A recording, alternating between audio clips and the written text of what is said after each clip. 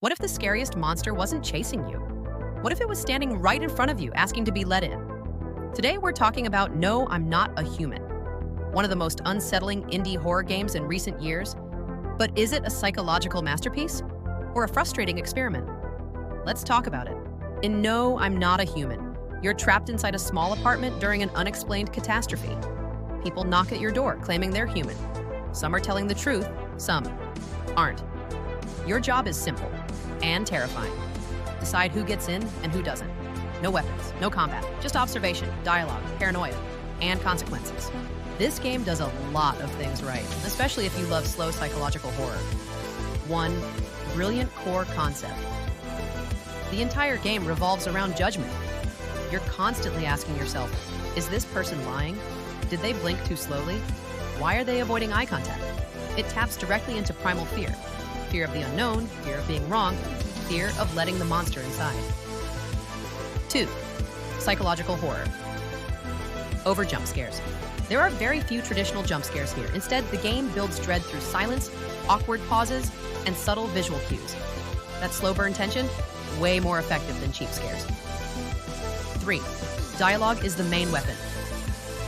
The conversations feel uncomfortable in the best way. Some characters are calm, others panic, some overshare, some barely speak. You're forced to read tone, timing, and behavior, not just words. It genuinely makes you doubt your own instincts. 4. Sound design and atmosphere. The sound design is minimal but incredibly effective. The knocking on the door alone is enough to spike anxiety. The apartment feels claustrophobic, unsafe and isolated, like a psychological pressure cooker. 5. Replayability through uncertainty. No two playthroughs feel exactly the same. Different characters, different lies, different outcomes. The game encourages multiple runs to question your own moral logic. But as powerful as it is, No, I'm Not a Human definitely has flaws. 1. Lack of clear feedback. One of the biggest frustrations is that the game often doesn't explain why you failed. You make a choice, things go wrong, and you're left wondering, did I miss a clue? Was it random? Or was I just wrong? 2. Slow pacing isn't for everyone. This is not a fast game. If you're expecting constant action, scares, or big moments, you'll be disappointed. Some sections drag, especially if you replay and already know certain dialogue beats.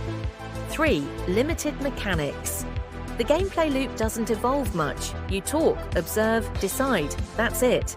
While the simplicity is intentional, some players may feel the game doesn't push its mechanics far enough. 4. Minimal character development. Most characters are intentionally vague, but that also means you rarely form emotional attachments. You're suspicious of everyone, which fits the theme, but can limit emotional payoff. No, I'm Not a Human isn't trying to scare you with monsters. It's trying to scare you with responsibility. Every choice feels heavy. Every mistake feels personal. This is a game for players who love psychological horror, moral ambiguity, and feeling deeply uncomfortable, not for adrenaline junkies. Conclusion: quiet, disturbing, and deeply paranoid, but not for everyone. So let me ask you, would you trust your instincts, or would fear make you lock everyone out? Drop your choices in the comments. Like the video if psychological horror messes with your head.